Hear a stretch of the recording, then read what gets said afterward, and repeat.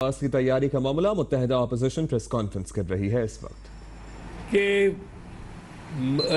Media पे और channels पे प्रेशर भी डाला के जा रहा है और उनको तरगीब भी दी जा रही है, इंड्यूसमेंट्स भी दी जा रही हैं कि वो इस प्रेस कॉन्फ्रेंस को कवर ना करें। पर इंशाअल्लाह ताला ज़्यादातर जो चैनल्स हैं वो कवर करेंगी, लाइव करेंगी। गो प्रेशर और लालच दोनों से कोशिश की है हुकूमत ने।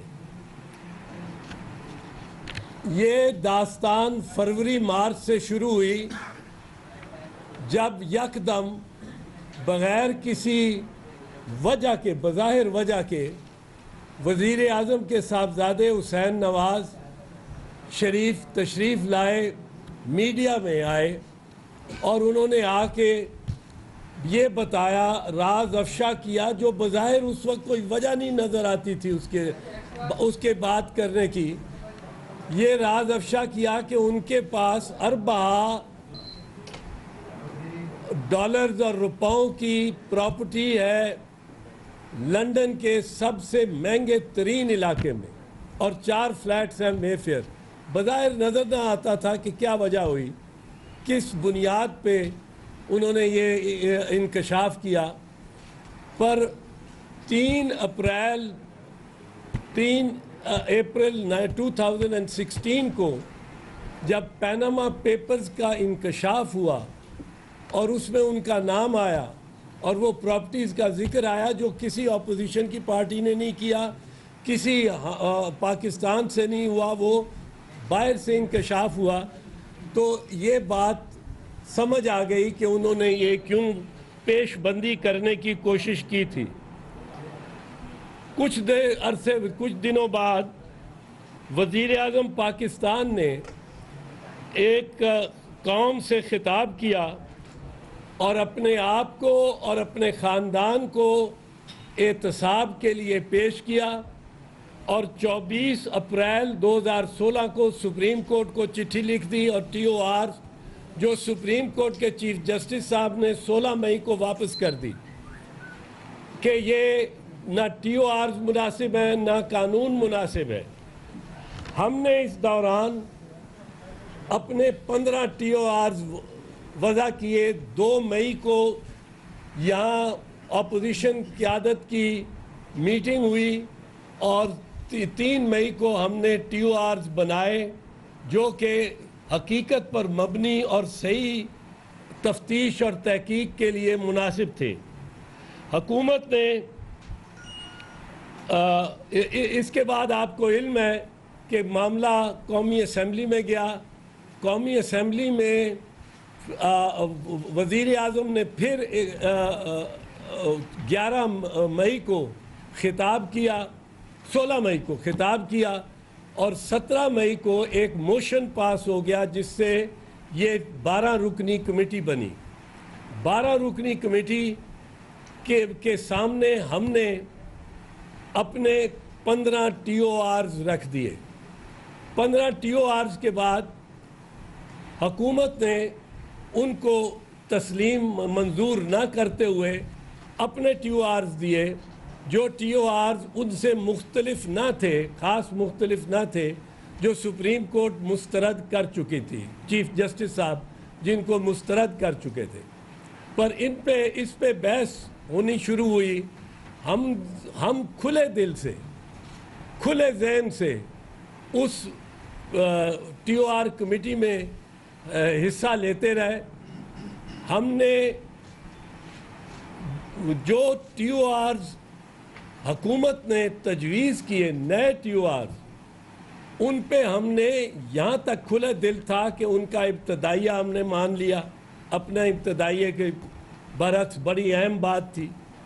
उनके 4 TORs में से 3 हमने मान लिए जो सिर्फ हमारी ये तरजीहात में कौमी असम्बली और सेनेट ने मोशन में ये कहा था कि जो TORs बनेंगे उनकी तरजीहात भी TORs की कमेटी वो फैसला करेगी।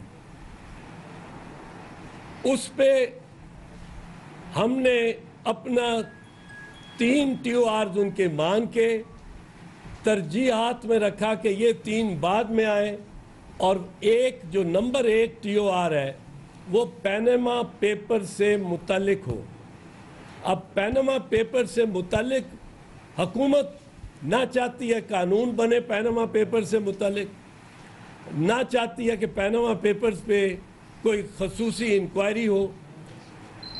یہ میں بتانا چاہتا ہوں آپ کو، بنیادی فرق جو ہے حکومت میں اور اپوزیشن میں، یہ پاکستان کے عوام کو اطلاع دینی ضروری ہے۔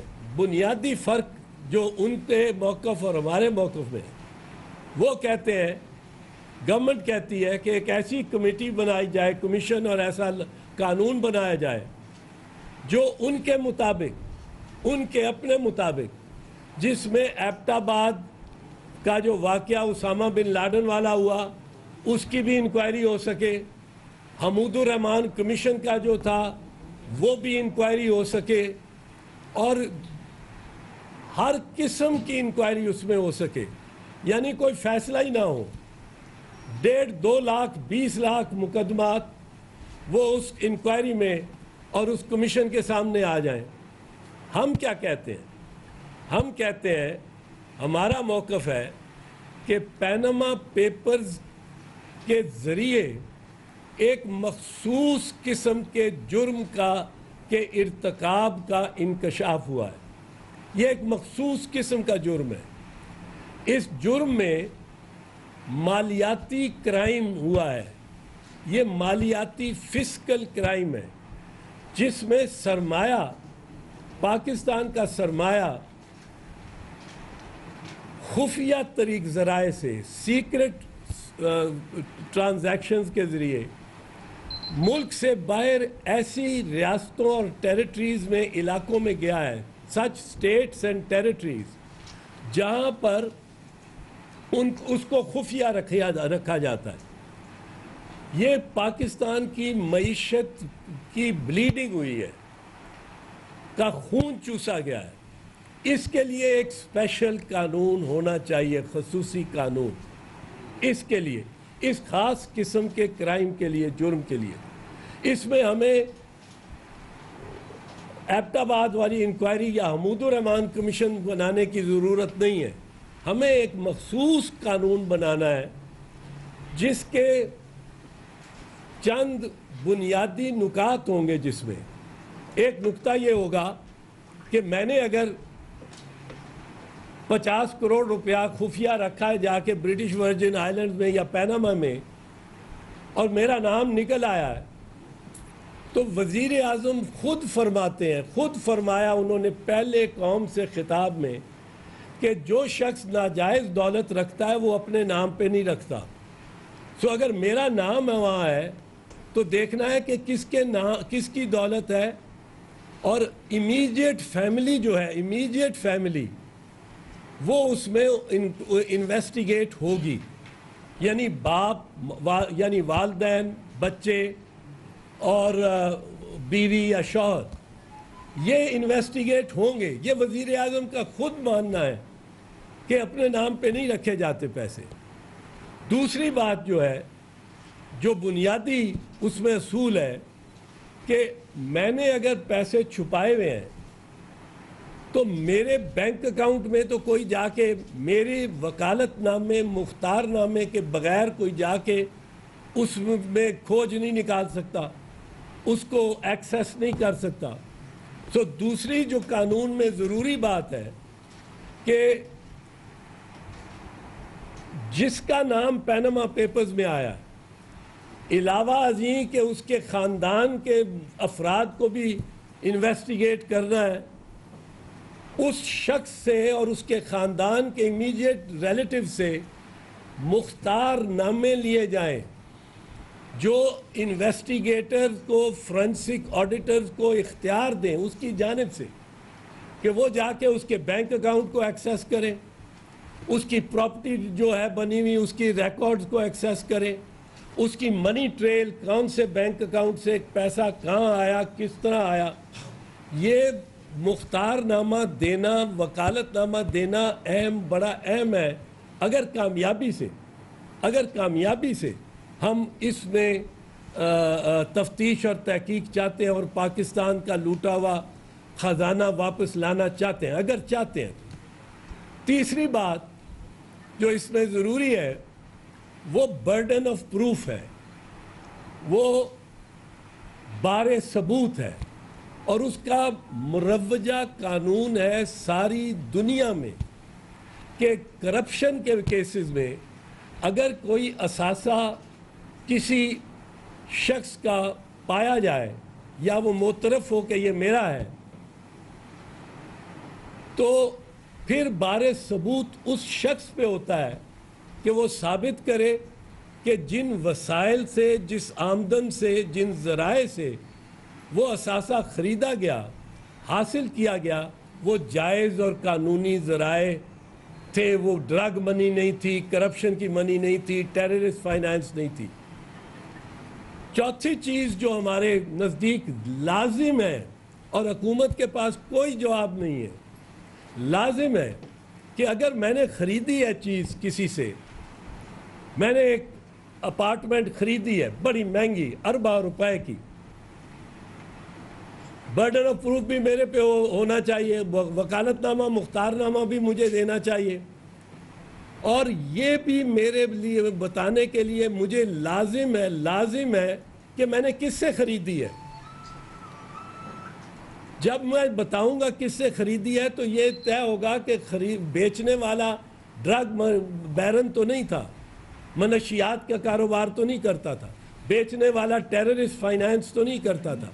تو یہ بڑا ضروری ہے. اور پانچویں چیز جو ہم کہتے ہیں کہ جو قانون بنے، جو ضابطہ بنے، وہ یکساں طور پہ میں پھر کہتا ہوں یکساں طور پہ ہر اس رسپونڈنٹ کے لیے اس کا اطلاق ہو جس کا نام پیناما لیکس میں آیا، یکساں اس پہ اپلائی کرے. کوئی پرائم منسٹر سے، اس کے خاندان سے امتیاز نہ ہو کہ پرائم منسٹر کے لیے مختلف ضابطہ ہے، ان کی اور بچوں کے لیے مختلف ضابطہ ہے، اور دیگر جو رسپونڈنٹس ہیں ان کے لیے مختلف ضابطہ ہے. کوئی ایسی بات نہ ہو. لیکن چھٹی بات، آغاز وزیر اعظم اور ان کے خاندان سے ہو. اس کی کئی وجوہات ہیں. ایک وجہ تو یہ ہے کہ وزیر اعظم نے اپنے آپ کو، اپنے خاندان کو پیش کیا خود. دوسری وجہ یہ ہے کہ ہم پرائم منسٹر کو موقع دینا چاہتے ہیں کہ وہ اپنا نام پہلے کلیئر کر لیں. ہم یہ نہیں ہولڈ کرتے کہ وہ مجرم ہے. الزام علیہ ہے، الزام ہے ان پہ، کوئی مجرم ثابت نہیں ہوا، لیکن الزام ہونے کے ناطے اگر وزیر اعظم پہ بھی الزام ہے اور 400 اور بندوں پہ بھی الزام ہے، سب 400 کا یکساں ضابطہ. یہ میں اصرار سے کہتا ہوں، کوئی امتیاز نہ ہو وزیر اعظم سے، لیکن آغاز وزیر اعظم سے ہو، کیونکہ وزیر اعظم کو موقع ملے کہ وہ اپنا نام کلیئر کرے اور معاملات آگے بڑھ سکیں. تاکہ یہ 6 بنیادی اصول ہیں جو ہمارے ہیں. پیناما پیپرز کے لیے، مالیاتی کرائم کے لیے اسپیشل لا ہو، اسپیشل ضابطہ ہو، بار ثبوت اس پہ ہو جس کا نام آیا ہے. وہ جس کا نام آیا ہے وہ اور اس کا خاندان، ان کو انویسٹیگیٹ کیا جائے. پھر وہ وکالت نامہ اور مختار نامہ دیں کہ جا کے ان کی طرف سے وہ بینکوں کو اور پراپرٹی ریکارڈز کو جانچ پڑتال کی جا سکے. یہ باتیں لازم ہیں. میں اجازت، آپ کی اجازت سے یہ جتنی بات میں نے یہ 6 پوائنٹس کہے ہیں، یہ میں ذرا انگریزی میں بھی کہنا چاہ رہا ہوں تاکہ کوئی انگریزی میں بھی اس کو سن رہے جو ہوں وہ سمجھ جائیں کہ ہمارا موقف کیا ہے. What we the opposition believes in, unlike the government. The government wants that there should be an inquiry commission set about which will be able to competent to investigate incidents like the Abbottabad incident concerning Osama bin Laden, or the East Pakistan debacle and the Hamudur Rahman Commission and inquiry. What we believe and we insist on is this. This is a fiscal crime.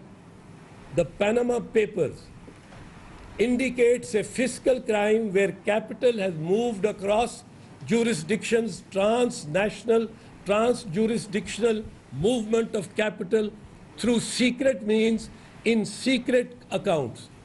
Number two, therefore there should be a law, special law for this purpose, which should provide, number three, for the investigation of the respondent himself, the one who's named, and his immediate family, because the Prime Minister has himself said that he who secretes illegal funds and proceeds of crime does not do so in his own name. He keeps that in other names. Number four, the burden of proof according to international standards of corruption, where assets have been determined and discovered, there the burden of proof shifts onto the respondent to establish that the means and incomes through which this asset was purchased were lawful and legal. Number five,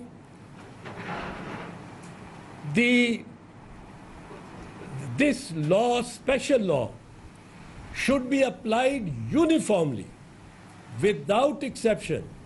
No discrimination against the Prime Minister's family, no discrimination. It should be applied uniformly to all respondents named in Panama Papers. And number six, but to give an opportunity to the Honorable Prime Minister and his family to clear their names first, the inquiry and investigation should begin. متحدہ opposition رہنما Panama leak سے متعلق T O آرز بنانے کے معاملے پر جو آج سندھ کسی کے باپ کی جاگیر نہیں، سندھ کے لوگوں کا آپ پر احسان ہے. یہ مت بولو کہ آپ سندھ میں رہ رہے ہو. ہم اب جا کے مصطفیٰ کمال سے بات کرو، جو یہاں پہ یہ اسپیکر صاحب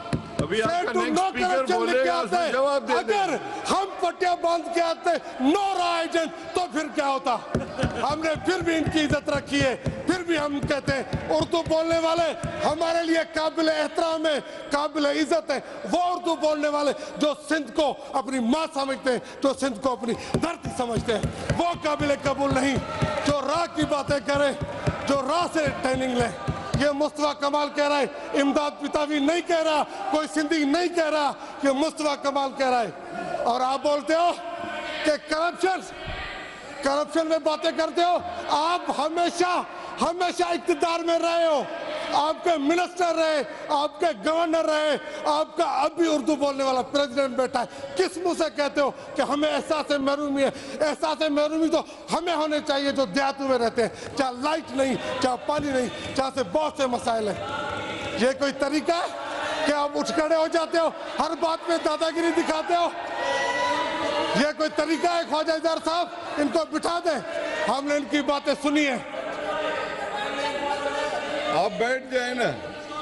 محفوظ یار کافہ الفاظ حفظ کرا لے پہلے. ہم جانتے ہیں کہ ماں کی خدمت کیسے ہوتی ہے، ہمیں پتا ہے کہ ماں کی عزت کیسے کی جاتی ہے. آپ وہ ہیں جس نے ماں کی چھاتیوں کے چھید کر کے آج بولتے ہو کہ ہم بڑے پارسا ہیں. یہاں پہ لیڈر آف اسپیکر نے لیڈر آف اپوزیشن نے بولا تھا، جس دن مراد شاہ صاحب نے بجٹ پیش کیا تھا تو بڑے دھڑالے سے باہر بولا تھا کہ ہم بجٹ اسپیچ کریں گے. آپ اس ایمبولینس کا بندوبست بھی کریں, آپ زبان کے نیچے گولیاں بھی رکھیں, تو آپ بھی حوصلہ رکھو بھائی. ہم بیٹھے ہیں, ہم آپ کی بات سنیں گے, ہم نے آپ کی بات سنی ہے, ہم نے آپ کی عزت کی ہے. ابھی 4 دن پہلے بلاول صاحب نے بولا تھا آپ آ جاؤ ہمارے ساتھ, ہم مل کے کام کریں. مل کے کام کرنے کا مطلب یہ نہیں کہ تم جو منہ میں آئے گا بول دو گے اور سندھ بھی آ کے بولو گے. خدا را پیپلز پارٹی اختلاف رکھو, ہمارے ساتھ اختلاف رکھو.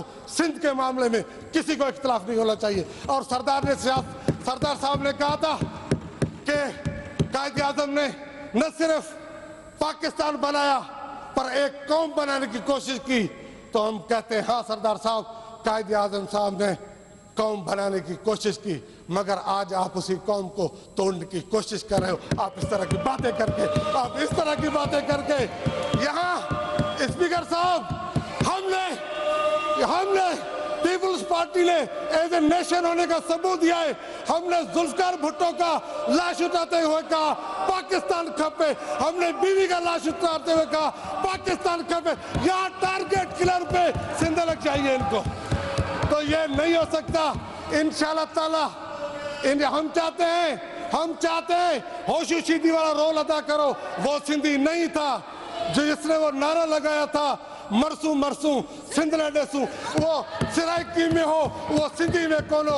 اسی تاکہ امید کیوں تھا مولانا عبید اللہ سندھی جی جو سکھ مسلمان تھو اے اونے جے نالے سان ہمیشہ سندھ گرجی وئی. تاں جی اسی عزت کیوں تھا, تاں عزت والی گال کیو, موذب گال کیو, تاں جا مسئلہ جیکے وداسی بدھنے تیار آئیو. پر اس طرح ایسے لوٹے لوگوں کی باتوں میں مت آؤ جو پتہ نہیں کتنی بار کا بدل چکے. اس طرح کی لینگویج نہیں ہونی چاہیے. جیے بھٹو, جیے بینی صاحبہ. وقار شاہ صاحب, سندھ اسمبلی اجلاس کی کارروائی آپ دیکھ رہے تھے. ایک بار پھر شور شرابہ. امداد پتافی پیپلز پارٹی کے رکن ایم پی اے اظہار خیال کر رہے تھے. انہوں نے دھواں دھار خطاب کیا. جی بولیں اظہار صاحب, بولیں اسی لیول پہ کریں. آپ بولیں, آپ کیا کہنا چاہ رہے ہیں؟ اگر پالیسی لیول پہ بالکل اختلاف کریں ٹھیک ہے, ہمارے ممبر نے صوبے کا مطالبہ کہ آپ کو پسند نہیں آیا, لیکن صاحب it has to be both ways. اگر آپ اپنے ممبرز کو کنٹرول کریں گے تو یہاں سے جواب نہیں آئے گا. میں نے ممبرز کو بٹھایا ہے, آنے کے بعد بٹھایا ہے. آپ کے پاس ٹائم ہے بولنے کا, آپ بول لیں اس میں جو بولنا ہے. It's a general discussion. Personal hit نہ کریں میری ریکویسٹ. جی پرسنلی نہیں ہونا چاہیے کسی. آپ تو بیٹھ جائیں, آپ بول چکے ہیں یار, یہ گردن سے ہی نکال لیں, بیٹھ جائیں. یہ آپ نے کیا پھنسایا ہوا ہے گردن میں, بیٹھ جائیں نا, بیٹھ. ان کو بولنے تو دیں. وقار شاہ صاحب, سر یہ ایک ممبر کی توہین ہے, موجود جی وقار شاہ صاحب, توہین کر رہا ہے سر. سر یہ الفاظ یہاں پہ حذف کرنے کا آرڈر دیے جائیں سر, چاہے احکامات دیے جائیں سر, رولنگ دی جائے گی, یہ الفاظ حذف کیے جائیں. جی وقار شاہ صاحب. Thank you speaker. اعوذ باللہ من الشیطان الرجیم, بسم اللہ الرحمن الرحیم. جب آپ کی باری آتی ہے نا بولنے کی تو آپ سب بول سکتے ہیں. whenever you get a chance. اب ان کا چانس ہے, ان کو بولنے دیں. اگر وہ جواب دینا چاہ رہے ہیں جو انہوں نے کہا ہے پتافی نے, تو ہی کین. جی بولیں. شاہ صاحب کو آپ نے کنفیوز کر دیا ہے. کوئی کنفیوز نہیں ہے, میں چاہتا ہوں کہ ہاؤس ان آرڈر. اسپیکر صاحب بسم اللہ الرحمن الرحیم. آج کا جو بجٹ پیش کیا گیا 2016 اور 17 کا, اس پہ حکومتی بینچوں کی طرف سے اس بجٹ کی شان میں جو قصیدے گائے گئے, اسے تاریخی بجٹ کہا گیا, عوام دوست بجٹ کہا گیا, کسان دوست بجٹ کہا گیا, مزدور دوست بجٹ کہا گیا, خوشحالی بجٹ کہا گیا.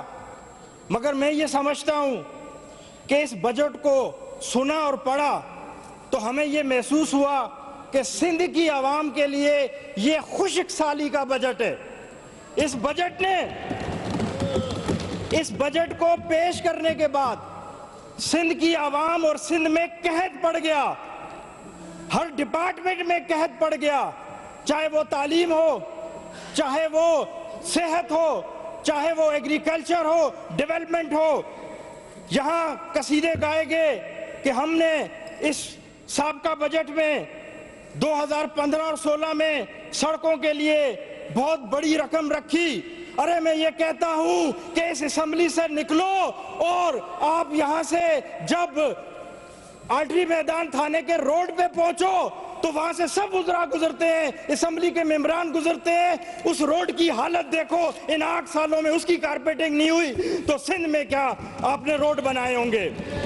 फिर इसके बाद आप चलो तो सीएम हाउस के गेट तक सिंगल पोर्शन में सिर्फ कारपेटिंग हुई है। वहां से लेके लिली ब्रिज तक उसकी जबू हाली बता रही है कि वहां पे 10 साल से कोई कारपेटिंग नहीं हुई। जब ये रेड एरिया वीआईपी एरिया की ये हालत है तो सिंध की हालत क्या होगी, ये अपने गिरेबानों में झांके तो इनको एहसास होगा। बात करते